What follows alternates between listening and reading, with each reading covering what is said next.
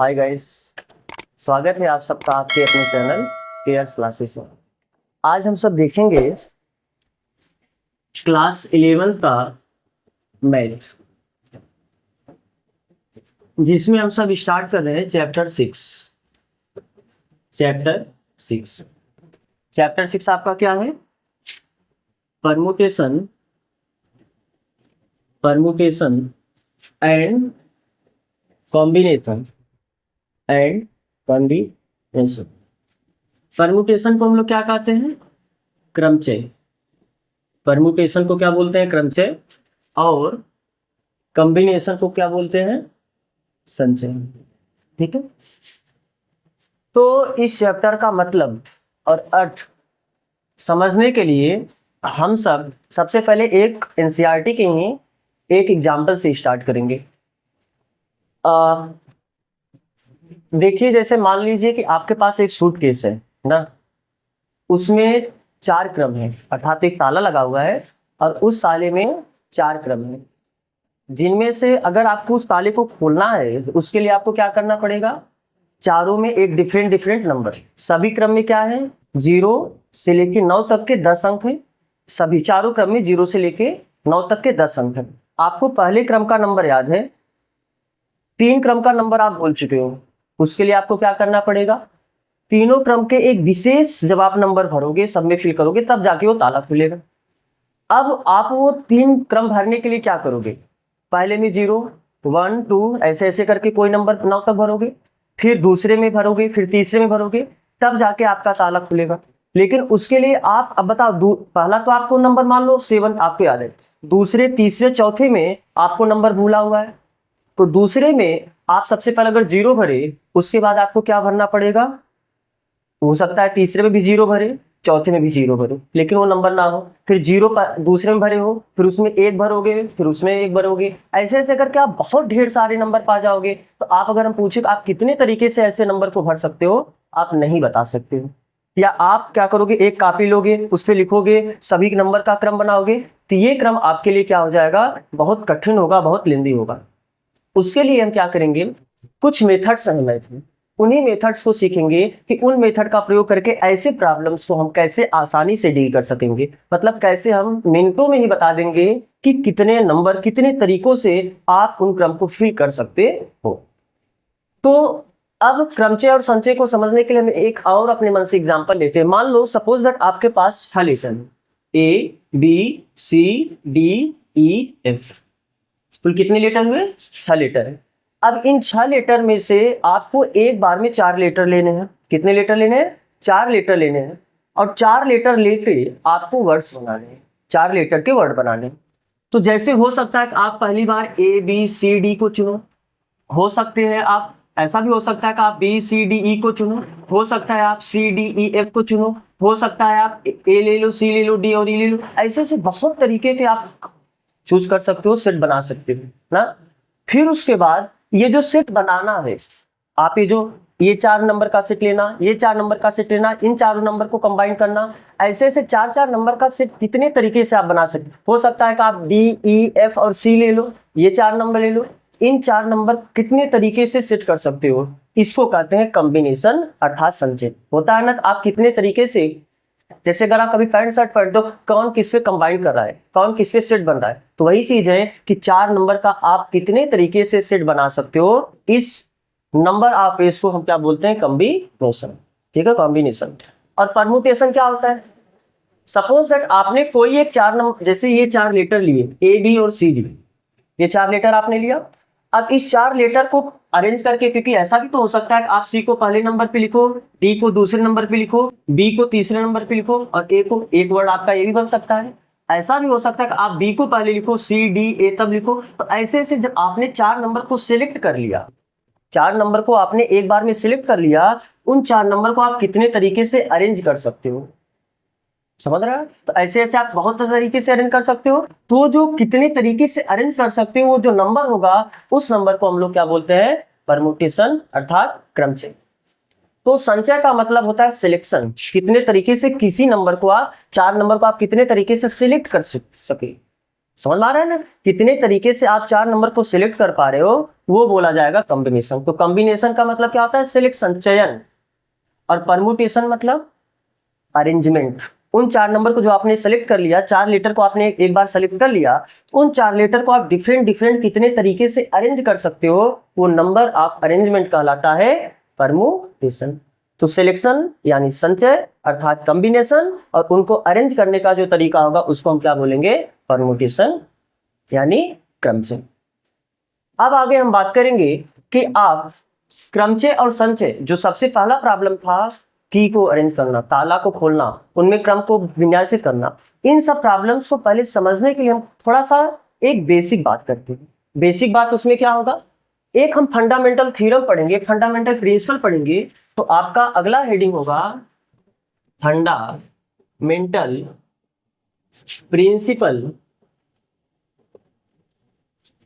Principle of counting.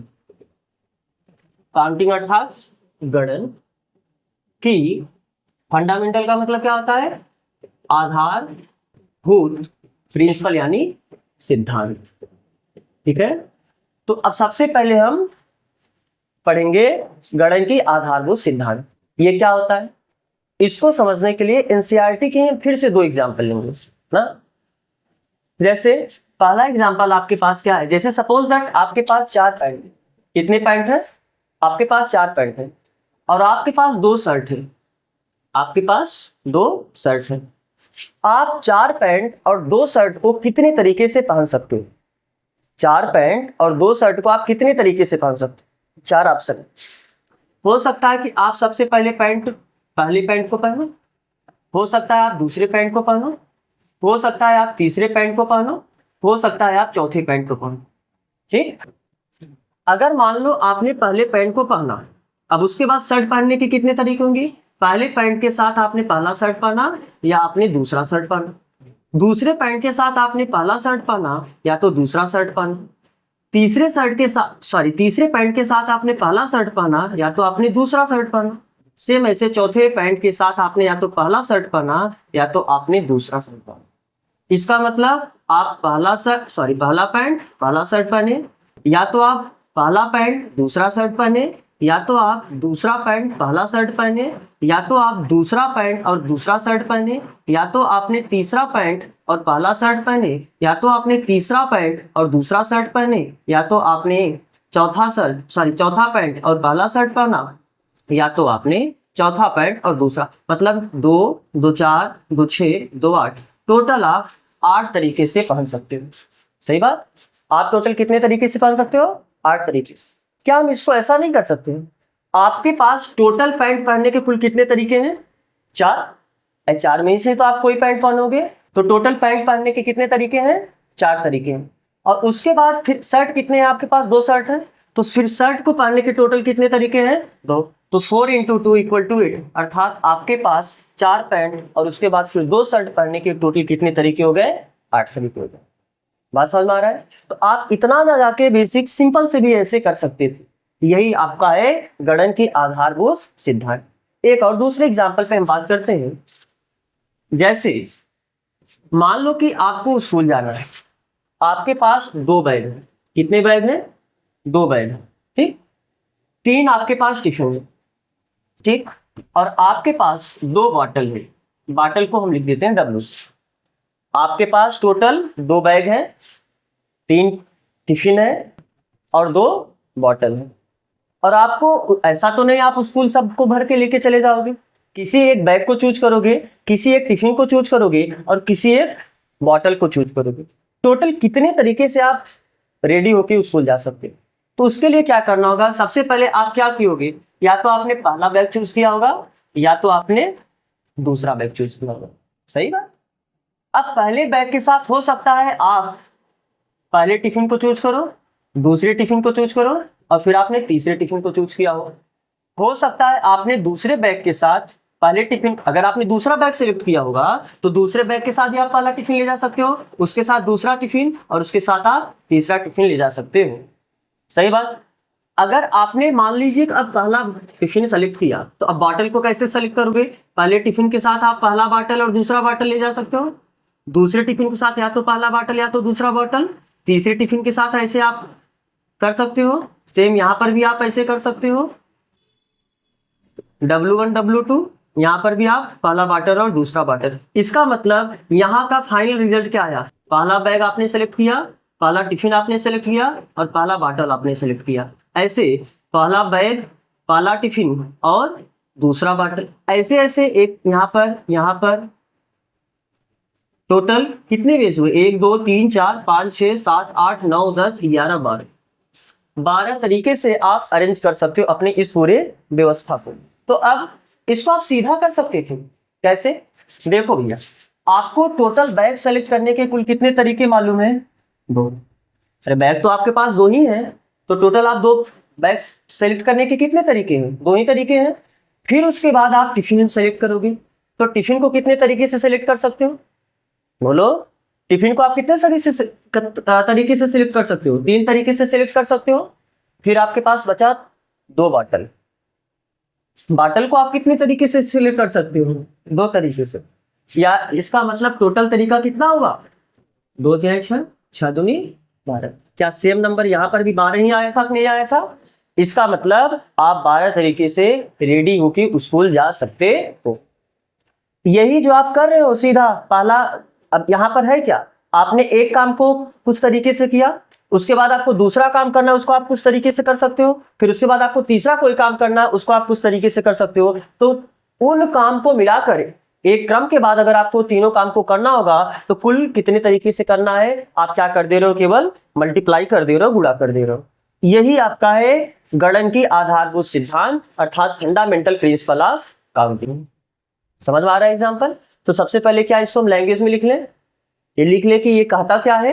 तो हम इसको पहले इसका वर्ड लिखते फिर इसमें हम एग्जाम्पल देंगे। क्या कहता है? यदि एक कार्य m भिन्न तरीके से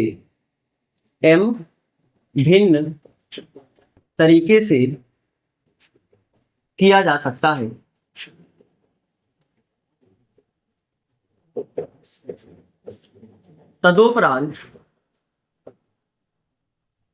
तदोपरांत का मतलब इस कार्य के करने के बाद, इसके उपरांत है ना, तदोपरांत दूसरे कार्य को n स्मॉल n भिन्न तरीके से किया जा सकता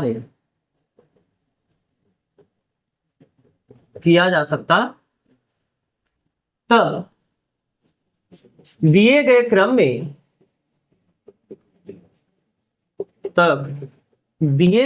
में दोनों कार्य, अर्थात पहले कार्य को उसके बाद दूसरे कार्य को, दिए गए क्रम में दोनों कार्य को करने के कुल भिन्न तरीकों की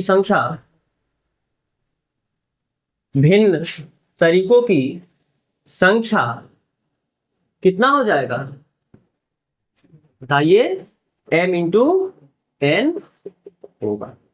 यही आपका बोलता है फंडामेंटल प्रिंसिपल ऑफ काउंटिंग ना। क्या बोलता है कि यदि आप एक काम को m भिन्न तरीके से कर रहे हो, दूसरे कार्य को, उसके बाद दूसरे कार्य को n भिन्न तरीके से कर रहे हो, तो एक के बाद दूसरे कार्य को अगर आपको करना है, पहला कार्य किए उसके बाद आपने दूसरा कार्य किया, तो दोनों कार्य के करने के कुल कितने तरीके हो जाएंगे? m इंटू n तरीके होंगे। ये तो 2 कार्य के लिए आपने ये डिफाइन किया। सेम ऐसे आप 3 कार्य के लिए डिफाइन कर सकते हो। कैसे? यदि आपके पास मान लो पहला कार्य है, उसको आपने m तरीके से किया, उसके बाद आपको दूसरा कार्य करना है, उसको आप n तरीके से कर सकते हो, फिर उसके बाद एक आपको तीसरा कार्य करना है जिसको आप r तरीकों से कर सकते हो ना। तो आपको पहले के बाद दूसरा, फिर दूसरे के बाद तीसरे अगर कार्य को करना है तो उसके लिए कुल तरीके कितने हो जाएंगे? m into n into r। बात समझ में आ रहा है ना कि पहले कार्य को अगर आपने m तरीके से किया, दूसरे कार्य को करने के कुल तरीके n है, तीसरे कार्य को कुल करने के तरीके r है। तो आपको m पहला कार्य करने के बाद दूसरा कार्य करना, फिर उसके बाद तीसरा कार्य करना। इस प्रकार से पूरा कार्य करोगे तो कुल कार्य करने के टोटल तरीके कितने हो जाएंगे, m into n into r। बात समझ आ रहा है ना। तो यही आपका हुआ फंडामेंटल प्रिंसिपल ऑफ काउंटिंग। हम लोग 6.1 में इन्हीं के बारे में बात करेंगे, इस पे क्वेश्चन अब देखेंगे ना। तो अब चलिए हम लोग स्टार्ट करते हैं आपके प्रश्नावली 6.1 का उदाहरण। ठीक है, एग्जाम्पल। क्या स्टार्ट करते हैं, एग्जाम्पल यानी उदाहरण किसका, एक्सरसाइज 6.1। ठीक है, कोई बुक दो।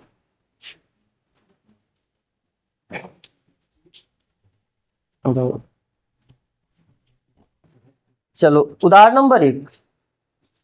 उदाहरण नंबर 1 आपको क्या बोल रहा है कि जैसे सब लोग अपने सामने बुक रखो और उदाहरण नंबर 1 देखो। शब्द रोज, एक वर्ड आपके पास है ROSE, रोज।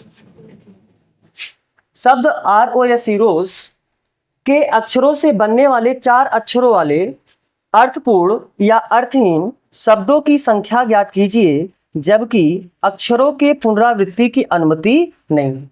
क्या बोला है क्वेश्चन में कि आपके पास एक वर्ड है रोज, ये कितने लेटर का वर्ड है, 4 लेटर का वर्ड है। अब इन चारों लेटर का प्रयोग करके आपको 4 अक्षरों का शब्द बनाना है।